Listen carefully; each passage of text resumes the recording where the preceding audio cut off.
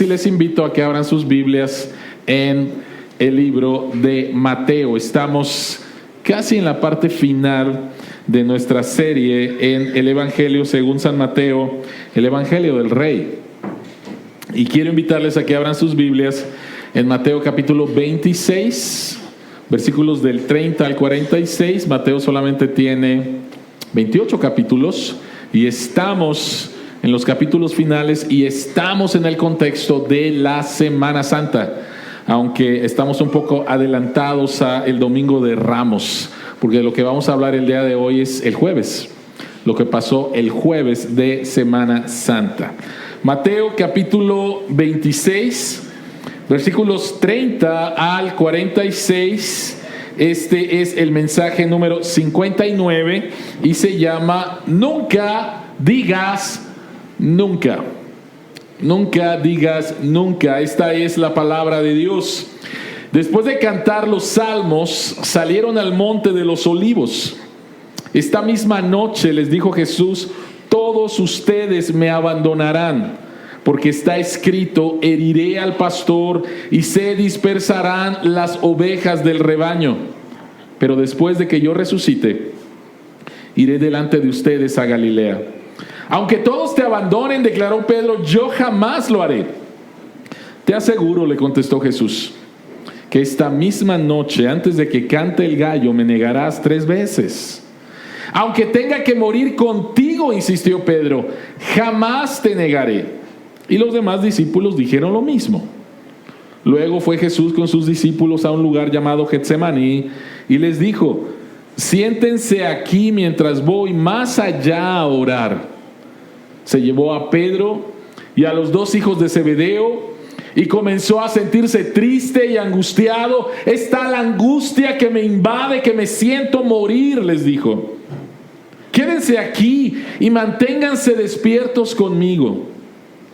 Yendo un poco más allá, se postró sobre su rostro y oró: Padre mío, si es posible, no me hagas beber este trago amargo, pero no sea lo que yo quiero, sino lo que quieres tú.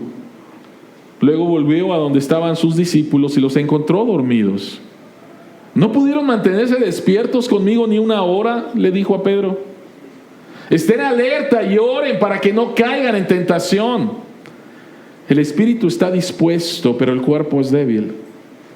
Por segunda vez se retiró y oró: Padre mío, si no es posible evitar que yo beba este trago amargo, hágase tu voluntad. Cuando volvió otra vez, los encontró dormidos porque se les cerraban los ojos de sueño. Así que los dejó y se retiró a orar por 3ª vez, diciendo lo mismo. Volvió de nuevo a los discípulos y les dijo: ¿siguen durmiendo y descansando? Miren, se acerca la hora y el Hijo del Hombre va a ser entregado en manos de pecadores. Levántense, vámonos. Ahí viene el que me traiciona. Oremos. Padre que estás en los cielos, al celebrar 1 año más la Semana Santa, rogamos que abras nuestros ojos para ver las maravillas que hay en tu ley y que tu Espíritu Santo nos guíe a toda verdad, la verdad del Evangelio, y al creer en el Evangelio podamos ser transformados en nuestra relación contigo y en nuestra relación con otros.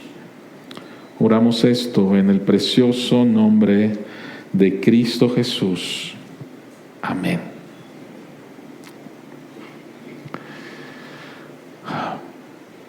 Posiblemente no sepas, porque no es algo que lo vas a ver en las redes ni en los principales noticieros, pero posiblemente no sepas la cantidad de cristianos que han sido perseguidos desde el inicio de este año, que han perdido la vida desde el inicio de este año. Especialmente en el país de Nigeria hay una grande persecución y asesinatos de cristianos simplemente por ser cristianos.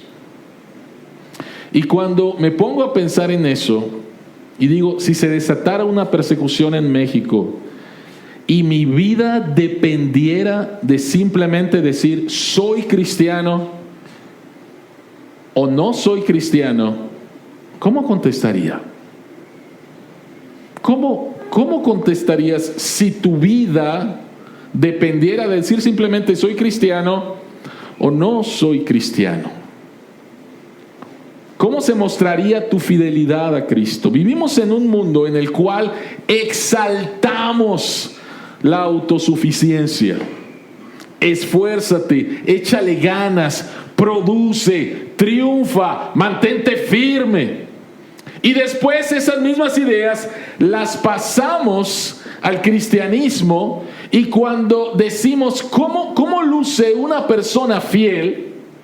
Muy posiblemente tu respuesta sea: una persona fiel a Cristo es una persona que se va a esforzar, que se va a mantener firme.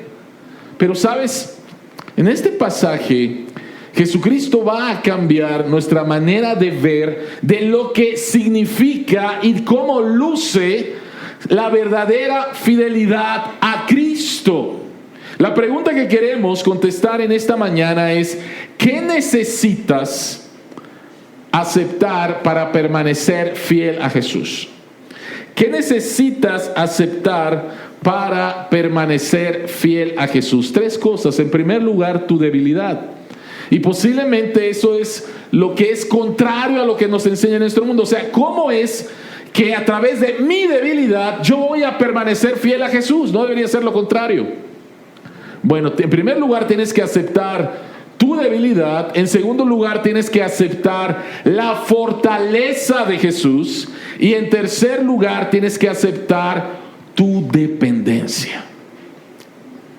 Tu debilidad, la fortaleza de Jesús y tu dependencia. Entonces vayamos al texto y al punto número 1, tu debilidad. Jesús acaba de comer la Pascua con sus discípulos, va de camino al monte de los olivos, y Jesucristo les dice algo muy impactante para ellos. Jesucristo les dice: todos ustedes me van a abandonar. Y lo interesante es la respuesta de Pedro en el versículo 33. Aunque todos te abandonen, yo nunca lo haré. Yo nunca lo haré. Nunca digas nunca. Jesucristo les acaba de decir todos. Y Pedro sale a decir: yo nunca lo haré. Y lo que quiero que notes es lo que Pedro está diciendo, no tan solo a Jesús, sino lo que les está diciendo a sus compañeros. Posiblemente ellos te nieguen, Jesús, posiblemente ellos te van a abandonar, Jesús, pero yo nunca lo voy a hacer. Y lo que vemos ahí es simple y sencillamente la manifestación de un orgullo que Pedro no se da cuenta. Lo que Pedro cree que es una fortaleza, esta declaración: yo nunca te voy a abandonar, Jesús, lo que verdaderamente es que está mostrando su orgullo. Él cree que esa declaración es fortaleza, lo que realmente es una debilidad. Él es un hombre orgulloso. Ahora, ¿qué es lo que sucede cuando Jesucristo escucha esto de Pedro? ¿Acaso lo felicita Pedro? Ya sabía que nunca me ibas a fallar. Cuento contigo. No encontramos eso. Vean por favor que el orgullo casi siempre se disfraza de fortaleza, pero es una máscara de debilidad y de inseguridad. Y por lo tanto Jesucristo le dice a Pedro: te aseguro, le contestó Jesús, que esta misma noche, antes de que cante el gallo, me vas a negar 3 veces. Pedro, lo que tú crees que es imposible que hagas, en las próximas 12 horas lo vas a hacer. Te lo aseguro, Pedro.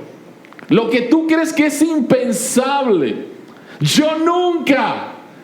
Pedro, te aseguro, no tan solo me vas a abandonar, Pedro, me vas a negar 3 veces.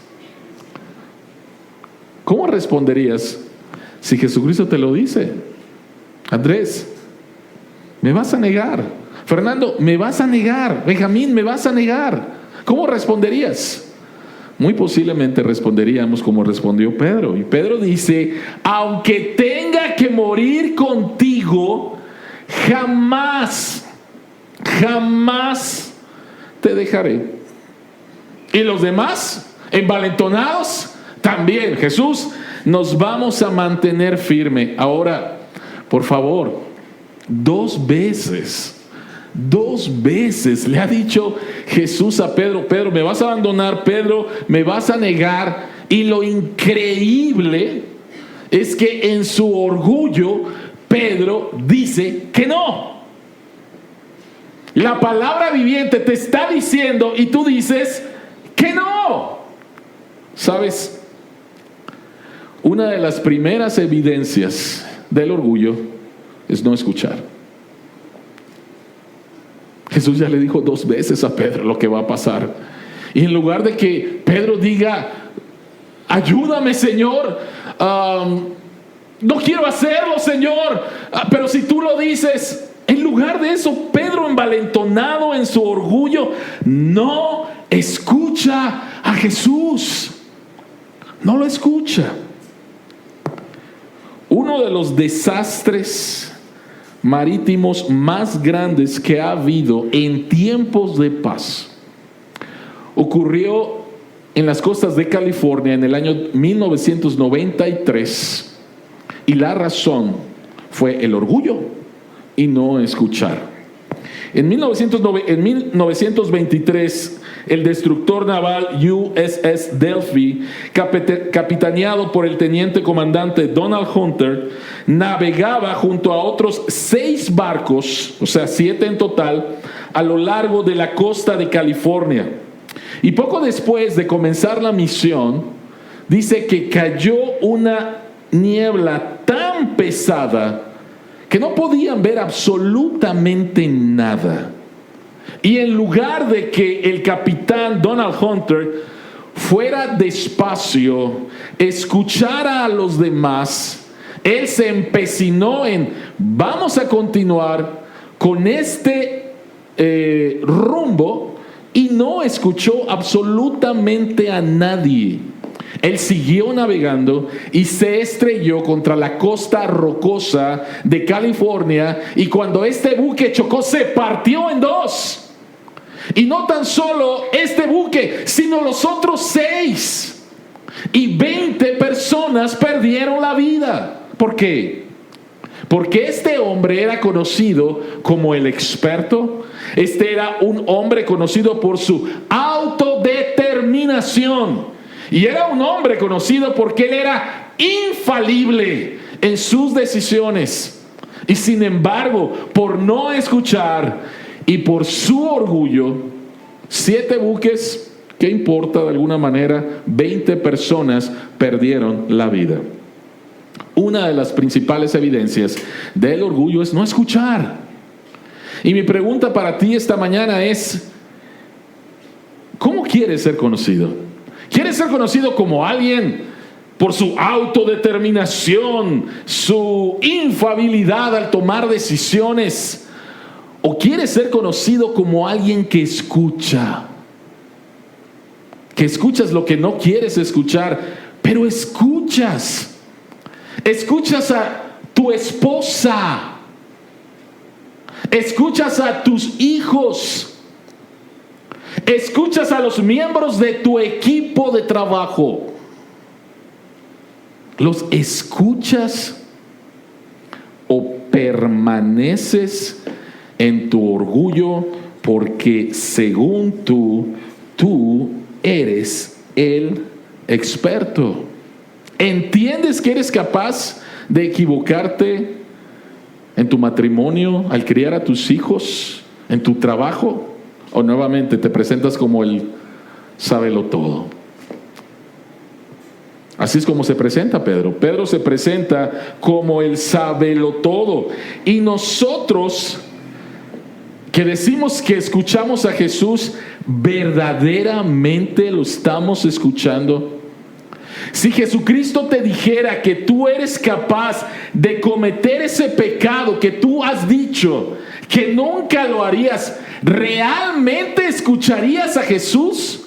¿O responderías como Pedro? Jamás, Señor. Jamás.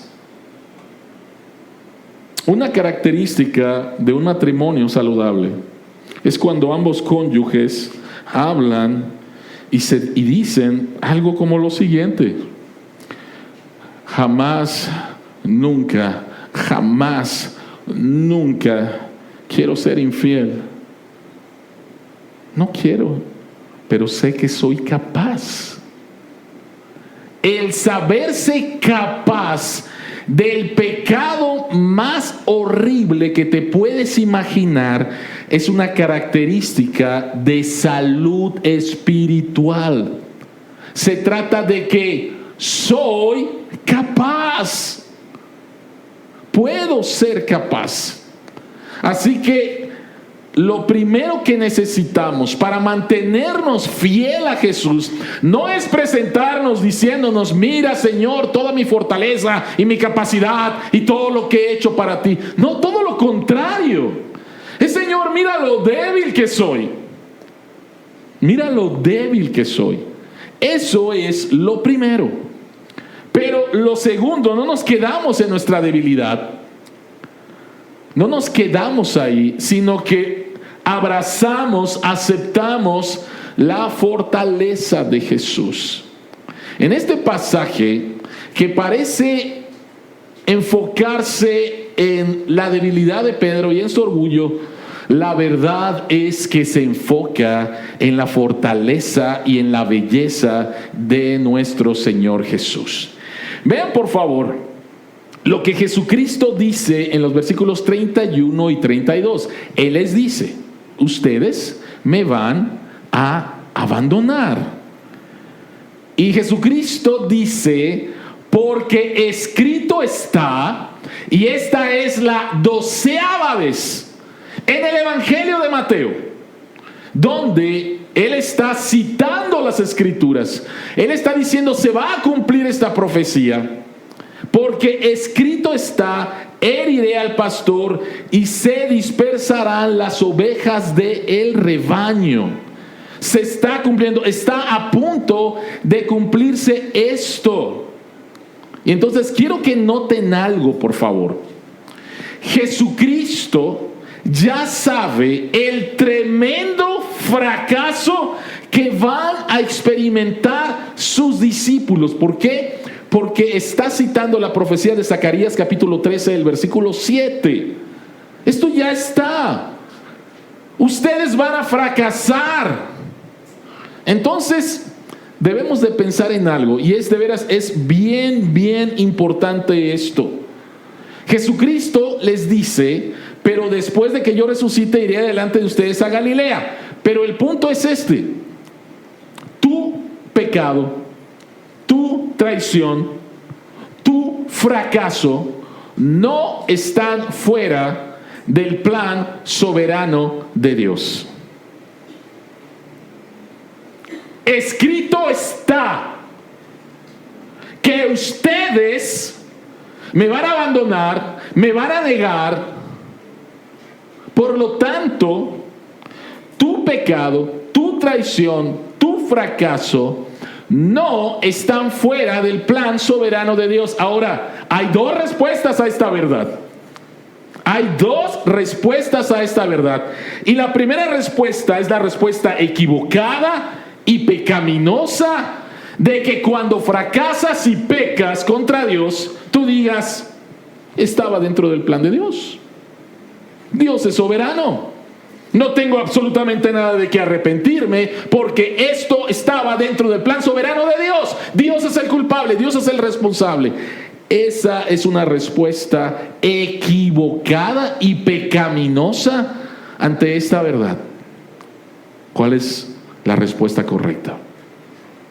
La respuesta correcta de que tu pecado, tu traición, tu fracaso no están fuera del plan soberano de Dios, es decir, mi fracaso mi culpa, mi pecado, qué horrible.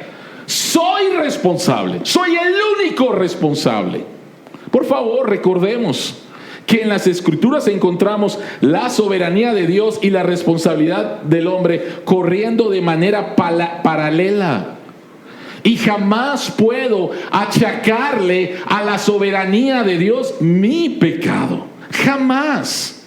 Por lo tanto, cuando fracaso, cuando peco contra Dios, tengo que asumir mi responsabilidad, y eso me tiene que llevar a un verdadero arrepentimiento y a entender algo también que es importante. Número uno, el pecado ya no te define, y el pecado no puede parar los planes soberanos de Dios. Y lo vemos en las Escrituras en muchos ejemplos. Lo vemos cuando los hermanos de José lo vendieron. Y cuando en Génesis capítulo 45, por fin José se revela a sus hermanos y estos no saben qué hacer y piensan que posiblemente José se va a vengar. José les dice: por favor, ustedes no fueron los que me trajeron a Egipto, fue Dios. Ustedes me vendieron. O sea, ustedes son responsables. Pero su pecado estaba dentro del plan de Dios, por medio del cual la familia del pacto se va a salvar, por medio de la cual va a llegar el Mesías. Y lo encontramos también, todavía de una mejor manera, en la muerte de nuestro Señor Jesucristo en Semana Santa. Jesucristo fue tomado por soldados, por los principales religiosos, a las autoridades religiosas. Ellos pecaron. Pero en Hechos capítulo 2, en el mensaje de Pentecostés, Pedro dice: esto estaba de acuerdo al plan de Dios. Tu pecado y mi pecado se doblegan ante la soberanía de Dios. Pero tenemos que hacernos responsables. Y esto nos tiene que llevar a un verdadero arrepentimiento y a una transformación de vida. Pero Jesucristo, nuevamente, Él está en perfecto control. Ahora, quiero que noten todavía algo que es todavía más extraordinario. En el versículo 32, Jesucristo dice: pero después de que yo resucite, iré delante de ustedes a Galilea. ¿Qué significa esto? Es como si Jesús les dijera: escuchen, ustedes van a pecar, me van a abandonar y van a regresar a su casa en Galilea derrotados, avergonzados, culpables, confundidos y desesperados.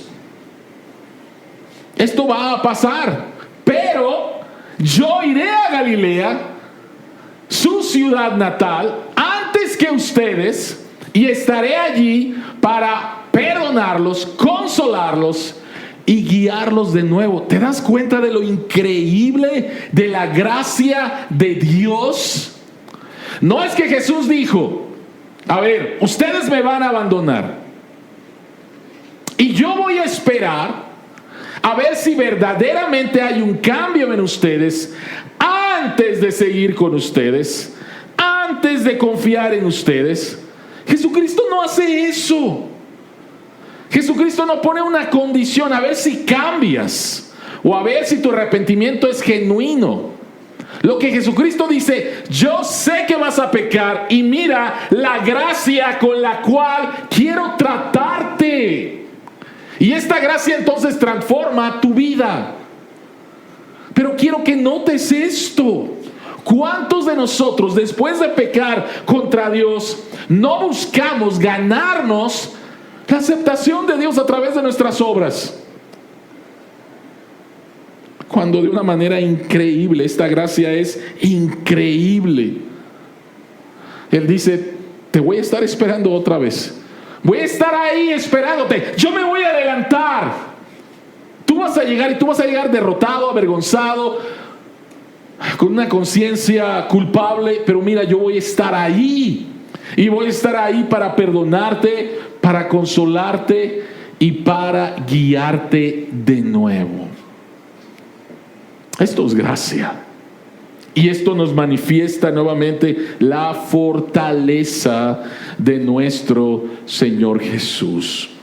Otra manera en la cual vemos que la fortaleza de Jesucristo está en el centro del escenario y no la debilidad de Pedro es por lo que pasó en el Getsemaní. Llegan al huerto de Getsemaní, versículo 38.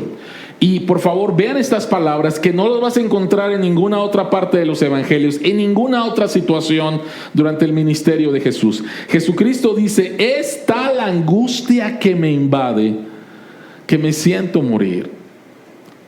No son simplemente palabritas como las que tú y yo hemos dicho alguna vez.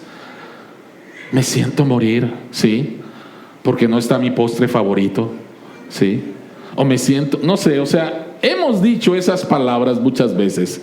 Me siento morir. Pero déjame decirte que las palabras que dijo Jesús aquí, nunca, jamás vemos a Jesucristo como está aquí. Jesucristo está verdaderamente angustiado. Y en su humanidad, Jesucristo le dice a sus amigos que han estado con él 3 años, les dice Jesucristo: manténganse despiertos conmigo. ¿Y qué hacen los amigos de Jesús? Se durmieron. Jesucristo se retira un poco, empieza a orar y le dice a Dios, en pocas palabras: no quiero ir a la cruz, pero no se haga mi voluntad sino la tuya. Y Jesucristo va y sus amigos dormidos, completamente dormidos. Quienes deberían de estar ahí consolándolo, animándolo, orando con él, no, están dormidos. Jesucristo está solo, sufriendo. Otro de los evangelios decía que era tal la intensidad de su oración que ocurre un evento en su cuerpo y empieza a sudar sangre por la intensidad y la angustia que él tenía. Él está solo. Pero ¿sabes lo que pasó aquí? Lo que tenemos es la fortaleza y la victoria de Jesús. El primer hombre sobre esta tierra, Adán, enfrentó una tentación en un jardín donde todas sus necesidades estaban cubiertas, y fracasó rotundamente. En el jardín del Edén, el primer Adán dijo: Dios, sácate con tu voluntad. Yo no quiero hacer tu voluntad. Yo quiero hacer mi voluntad. Yo quiero ser Dios. Y en ese jardín, el primer Adán fracasó rotundamente y convirtió el paraíso en un desierto. Convirtió el mundo perfecto creado por Dios y lo convirtió en lo que lo vemos ahora: caos, muerte, dolor, sufrimiento, enfermedad. ¿Por qué? Porque Adán dijo: que se haga mi voluntad, no la tuya, Dios. Y en este jardín, el jardín del Getsemaní, el segundo Adán, Jesucristo dijo: yo no quiero ir a la cruz, Padre. Yo no quiero ser separado de ti, Padre. Pero que no se haga mi voluntad, sino se haga tu voluntad. Y el desierto se va a convertir en el reino de Dios. Este mundo caído se va a convertir en los nuevos cielos y en la nueva tierra, porque el segundo Adán, que se haga tu voluntad, Dios, y no la mía. Y lo que quiero que noten, por favor, es que Jesucristo logró toda tu salvación por sí mismo, sin tu ayuda. Vemos por un lado la tristeza y la derrota de la humanidad. los amigos dormidos, los amigos que fallaron, el que acababa de decir, no te voy a negar, dormido, roncando. Y sin embargo, al mismo tiempo vemos la belleza de la humanidad en Cristo, nuestro representante, obteniendo la victoria para nosotros. La cruz, la muerte de cruz, la muerte física de cruz, que era horrible, no eras lo que le causaba a Jesucristo miedo y angustia. No era en sí misma esa muerte lo que le causaba a Jesucristo la angustia. Era el tipo, lo que iba a suceder por única ocasión en la eternidad pasada y en la eternidad futura. Dios, el Hijo, iba a estar solo e iba a ser el recipiente de la ira de Dios, para que tú y yo fuéramos ahora los recipientes de la gracia, de su amor, de su perdón. Pedro no está en el centro del escenario en esta historia. Es Jesús y su fortaleza y su gracia la que está en el centro de este escenario. ¿Qué necesitas aceptar para mantenerte fiel a Jesús? En primer lugar, tu debilidad. Pero en segundo lugar es abrazar, aceptar la fortaleza de Jesús. Pero no es suficiente. Necesitamos una tercera cosa, y es tu dependencia. La oración une tu debilidad con la fortaleza de Jesús. Vean por favor el versículo 41. Después de que Jesucristo ha tenido un tiempo de oración y los ve dormidos, Jesucristo dice en el versículo 41, estén alerta y oren para que no caigan en tentación. El espíritu está dispuesto, pero el cuerpo es débil. Ahora, ¿qué significa aquí el espíritu? En primer lugar, el espíritu no es el Espíritu Santo. Y lo que Jesucristo está hablando aquí es que hay una lucha entre nuestra naturaleza caída y nuestros deseos más buenos. Es lo que Pablo dice en Romanos capítulo 7, el versículo 15. Pablo dice que en su lucha contra el pecado, él dice, porque no entiendo lo que hago, pues no hago lo que quiero, sino lo que aborrezco. ¿Te puedes identificar con esto? Oh, sí. Yo creo que todos los que estamos aquí nos podemos identificar con esto. Y le hemos dicho a Dios, Señor, ¿por qué lo hice? Si sé que no está bien, ¿por qué lo hice? Hay una lucha entre los buenos deseos que tenemos de seguir a Dios, de obedecer a Dios, y nuestra naturaleza caída todavía. Entonces, lo que debemos de notar es que simplemente el hecho de aceptar mi debilidad y el hecho de aceptar la fortaleza de Jesús no es suficiente. Tus buenos deseos no son suficientes. Lo que necesitamos es una dependencia de Dios. Y esto se llama oración. La oración es la expresión de un corazón que depende totalmente de Jesús. La oración, como dije hace un momento, es lo que lleva tu debilidad a la fortaleza de Jesús. Pero ojo, a veces no entendemos lo que es la oración. Muchos de nosotros entendemos oración como simplemente una lista para Dios, dame esto, dame esto, dame esto, dame aquello. O magia. Si digo estas palabritas, de seguro Dios me va a escuchar o me va a contestar. Querida iglesia, queridos amigos, la oración es eso. La oración es una completa dependencia de Dios. La semana pasada que Dios nos permitió a mi esposa y a mí ir a celebrar el 25 aniversario de la iglesia que nos permitió fundar en Monterrey,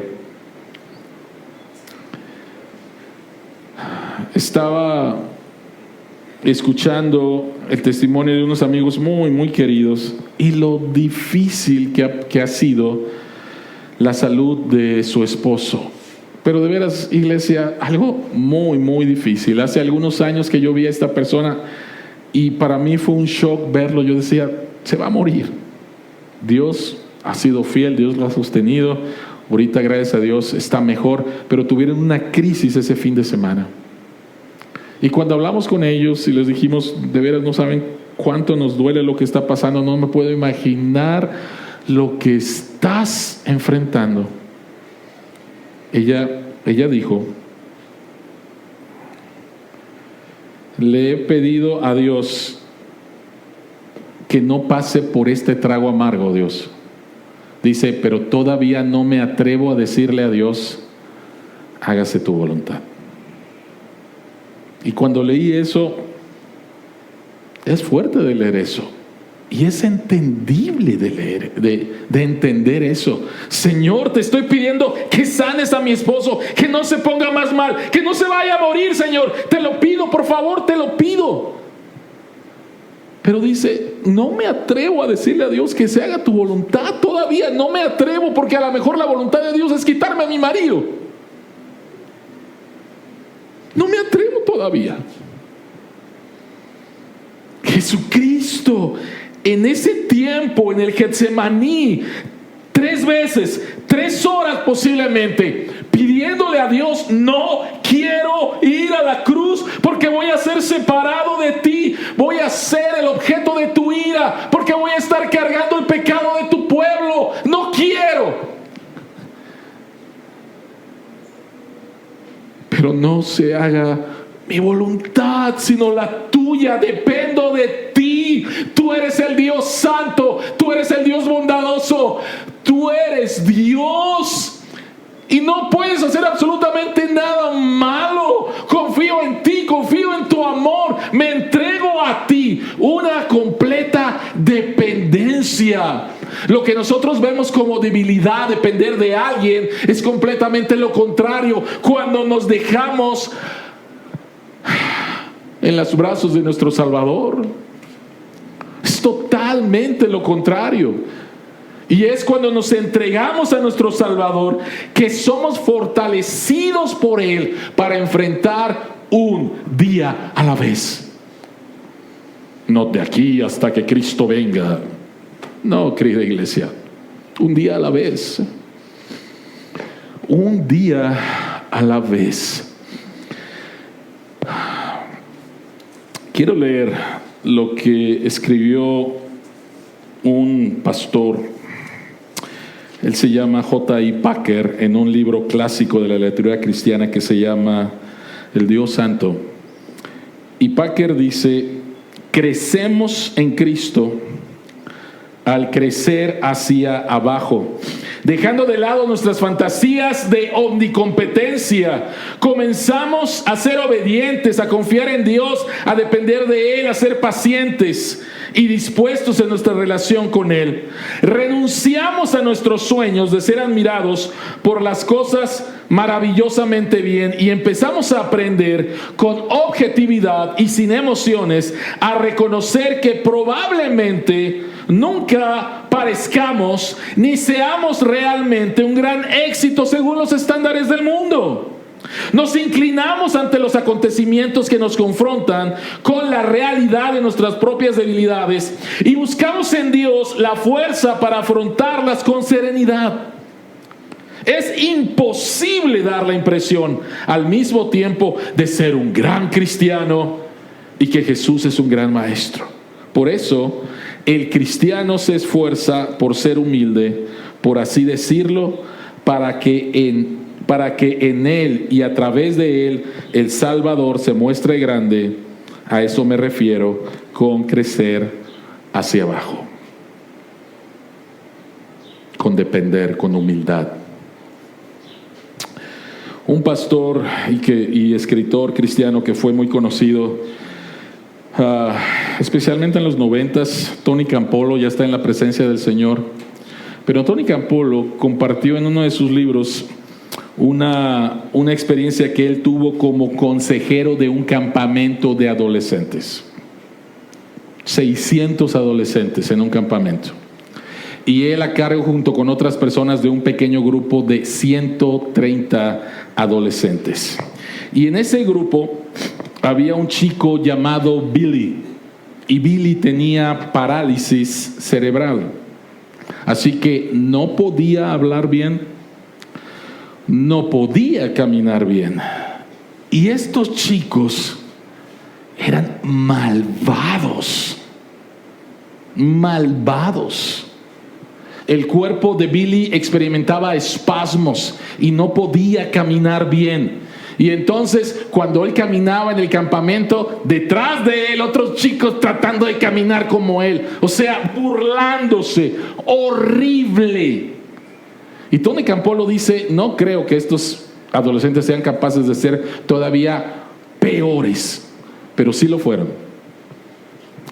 Este grupo de 150 adolescentes fue escogido para dar un devocional a todo el campamento. ¿Y saben qué fue lo que hicieron estos chicos? ¿Quién va a dar el devocional? Billy. ¿Para qué? Para burlarse de él. Solo para burlarse de él. Así que Billy a duras penas subió al púlpito. Se escuchaban risas. Y de repente Billy dijo: Cristo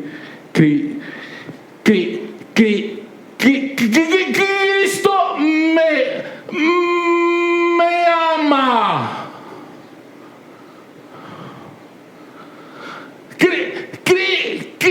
Cristo me ama. Y yo lo amo. En ese momento, un silencio sepulcral en el campamento. Y adolescentes empezaron a llorar, a arrepentirse de sus pecados y a pedirle a Dios: úsame. Tony Campolo dice: no tienen idea del número de personas, de hombres que he conocido en el pastorado y en misiones transculturales que me dijeron: yo entregué mi vida a Dios en un campamento cuando escuché a un joven que se llamaba Billy. Un joven por el cual estos adolescentes no daban ni un peso, era el objeto de la burla. Y sin embargo, la gloria y el poder de Dios se manifestó a través de la debilidad de un adolescente para hacer el trabajo que Dios quería hacer. Querida iglesia, queridos amigos, Dios no te pide que cambies el mundo.